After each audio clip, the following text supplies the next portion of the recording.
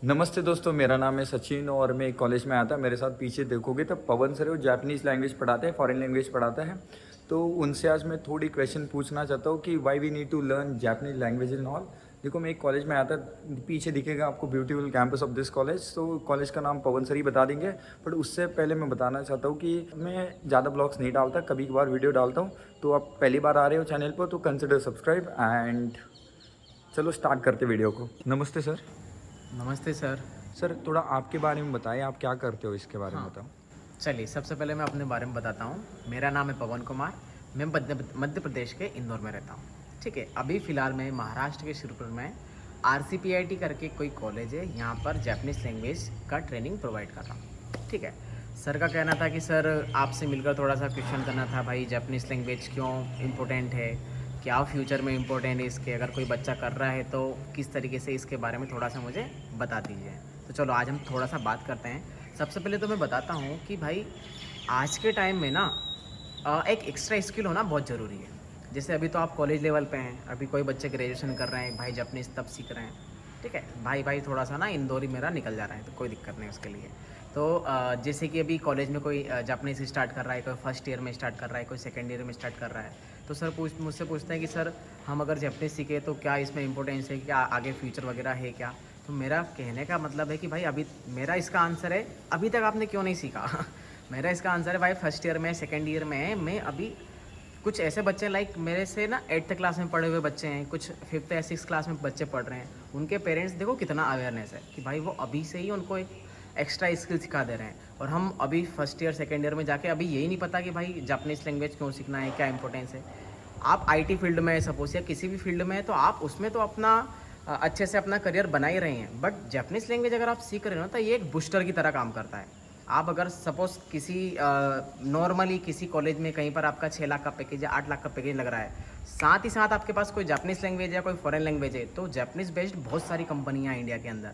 आपको सीधा एक बूस्ट की तरह काम करेगा। 6 लाख की जगह आपको मिनिमम 8 लाख 10 लाख इस तरीके से पैकेज मिलेंगे और करियर बहुत अच्छा है। जापानीज़ लैंग्वेज इतना भी आसान नहीं है और इतना भी डिफिकल्ट नहीं है। इंपॉर्टेंस ये है कि ये इंडिया वाले लोगों के लिए बहुत ईजी हो जाता है इंडियंस के लिए, क्योंकि जापानीज़ लैंग्वेज में जो भी पढ़ाई होती है उसका पूरा का पूरा ट्रांसलेट करना हिंदी से मैच करता है। तो हमारे लिए वो अच्छी चीज़ है कि हाँ हमें हिंदी आती है, तो कहीं ना कहीं जापानीज़ लैंग्वेज हमारे लिए सीखना थोड़ा सा ईजी है। अमेरिका वाले या इंग्लिश मीडियम वाले या इंग्लिश वालों के लिए थोड़ा सा डिफिकल्ट है जापानीज़ लैंग्वेज सीखना।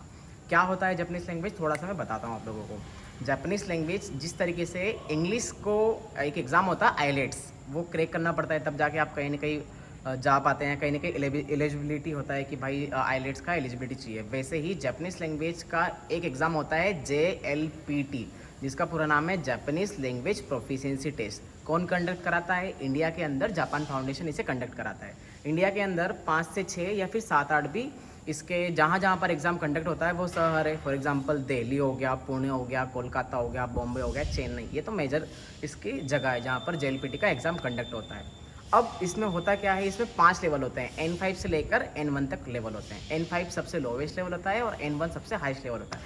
सर हमें जॉब करने के लिए मिनिमम कितना लेवल रिक्वायरमेंट होना चाहिए? इसके लिए आपको मिनिमम 3 लेवल आपको अच्छे से आना चाहिए। सर मैं IT फील्ड में हूँ तो क्या मुझे 3 लेवल आना ही चाहिए क्या? अगर आप IT फील्ड में हो या आपके पास कोई सा एक्स्ट्रा स्किल है, सपोज IT का कोई एक्स्ट्रा स्किल है आपके पास है, आप कोडिंग कर सकते हैं, कुछ भी कर सकते हैं, तो मिनिमम आपको N4 में भी काम चल जाएगा। बट आप N4 अगर पास आउट होते हैं तो N3 का पढ़ाई ना छोड़ के हुए N3 का भी आपको प्रिपरेशन करना है। N4 पे आपका कहीं ना कहीं काम हो जाएगा। इंडिया के अंदर बहुत सारी जापान की कंपनियां हैं जो सपोज TCS है या बहुत सारी ऐसी कंपनियां हैं जो सीधे N4 वालों को हायर कर रही है। तो इस तरीके से जापानीज़ लैंग्वेज का बहुत ज़्यादा इंपॉर्टेंस है। और जापानीज़ लैंग्वेज सीखने से क्या होता है कि भाई सबसे मेन चीज़ तो ये, जिस तरीके से हम मैथमेटिक्स पढ़ते हैं या कुछ भी रीजनिंग पढ़ते हैं, क्यों पढ़ते हैं, क्या हमारे काम आने वाली चीज़ें, तो हमारा ब्रेन थोड़ा सा अच्छे से काम करे या कुछ भी लर्निंग का एबिलिटी थोड़ा तेज हो। उसी प्रकार जापानीज़ लैंग्वेज सीखने से थोड़ा सा ना इसके ना कैरेक्टर ABCD जैसे नहीं है, तो नई चीज़ सीखना पड़ती है हमें। इसके अंदर एक कांजी होता है पिक्टोरियल फॉर्म, तो वो हमें बहुत सारा याद करना पड़ता है, हमारे दिमाग को बहुत काम करना पड़ता है उसके लिए। इसलिए हमारा ब्रेन कहीं ना कहीं ऐसा, जैसे मैथमेटिक्स पढ़ रहे हैं, रीजनिंग पढ़ रहे हैं, उस तरीके से जापानीज़ में कांजी याद करने के लिए हमें थोड़ा सा दिमाग लगाना पड़ता है। इसलिए जापानीज़ लैंग्वेज थोड़ा सा अच्छा लैंग्वेज है और इंडिया के अंदर बहुत अपॉर्चुनिटी है जापानीज़ लैंग्वेज सीखने के बाद। मैं आपको एग्जांपल देता हूँ, मैं अपने फ्रेंड सर्कल की बात कर रहा हूँ। पहली चीज़ तो ये है कि इंडिया के अंदर बहुत सारी चीज़ आप बी कर रहे हो, बीटेक कर रहे हो, उसके बाद भी 10-20 हज़ार का जॉब आपको मुश्किल से मिल रहा है। मैंने बहुत लोगों को देखा है ग्रेजुएशन करने के बाद कोई अच्छी जॉब या कुछ नहीं लग पाते हैं, वही हमारा घिसा पीटा किसी कंपनी में जॉब कर रहे हैं या किसी लाइक बैंकिंग क्या बोलते हैं उसको, लोन वाला जो लफड़ा रहता है ना कि चलो हाँ इनसे पैसे हमें लेके आना है, ये वो ऐसे फालतू 10-20 हज़ार का जॉब करते हैं। इवन वो ग्रेजुएट हैं, बी किए हुए हैं, 20-25 हज़ार का जॉब करते हैं।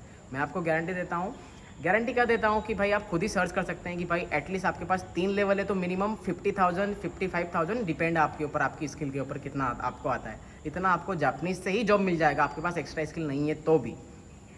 थर्ड चीज़ ये है, एक एग्जांपल देता हूँ मैं। एक मेरा एक दोस्त है, दोस्त क्या मुझे कहीं ना कहीं मिला हुआ बंदा है, तो उसने ना 8th-9th क्लास से जापानीज़ पढ़ना स्टार्ट कर दिया।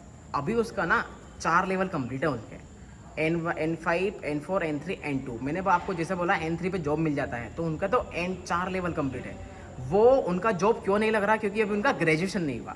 जहाँ भी इंटरव्यू देने आते हैं सारी चीज़ क्लियर हो जाता है, सिर्फ बोलते सर आपका ग्रेजुएशन नहीं है तो आपको थोड़ा वेट करना पड़ेगा। और हम यहाँ पर ग्रेजुएट होने के बाद भी जॉब ढूंढ रहे हैं। तो ये फ़र्क है जापानीज़ सीखने में, अब पहले से ही सीखने में और बाद में जाके सिर फोड़ने में। तो इसलिए थोड़ा सा अच्छी चीज़ है जापानीज़, क्या कोई भी लैंग्वेज हो एक एक्स्ट्रा स्किल है। और मेरे हिसाब से हमें एक्स्ट्रा जो हम पढ़ रहे हैं उसके साथ साथ कुछ एक्स्ट्रा स्किल पे फोकस करना चाहिए, जो कि हमारे फ्यूचर के लिए बहुत ज़रूरी है। तो बस यही मैं बताना चाह रहा हूँ जापानीज़ लैंग्वेज के बारे में। दूसरी लैंग्वेज का तो मुझे पता नहीं, बट हम जापानीज़ के साथ साथ जर्मन लैंग्वेज है, फ्रेंच लैंग्वेज है, ये भी प्रोवाइड करते हैं। हमारी कंपनी का नाम है फॉरेनवर्स और अभी अभी हमारा स्टार्टअप है। तो हम चाहते हैं जहाँ भी हम जाएँ हम अच्छा सा फीडबैक देके जाएँ, अच्छा सा रिजल्ट देके जाए। फॉर एग्जांपल RCPIT की बात करूँ, RCPIT में पहली बार 27 स्टूडेंट जापानीज़ लैंग्वेज के N5 में फर्स्ट सिस्टम में पास हुए हैं। तो ये बहुत बड़ी बात है। हमेशा 5, 7, 8 बच्चे पास होते थे, पर पहली बार 27 स्टूडेंट पास आउट हुए हैं, जो कि मेरे द्वारा ही पढ़ाया गया था। इसमें कोई मेरा नहीं है, बच्चों का भी एफर्ट है। यहाँ के TPO है, ट्रेनर्स हैं, जो भी है सबका एफर्ट कहीं ना कहीं लगता है। तो सभी के मेहनत से कहीं ना कहीं रिजल्ट निकलता है। तो उन बच्चों ने 3 मंथ में अचीव किया है। वैसे बेसिक हम बताते हैं कि मिनिमम आपको एक लेवल पास आउट करने के लिए मिनिमम 6 महीना आपको पढ़ना पड़ेगा, ताकि आप उसको अच्छे से पढ़ सकें। ठीक है, तो एक लेवल का 6 महीने पकड़ के चलो आप। और मिन्ना शानवा नियोंगो ने बेंक्यो शित्ते रियो एंड गाम्बात्ते कुदासाई। हाई अरिगातो।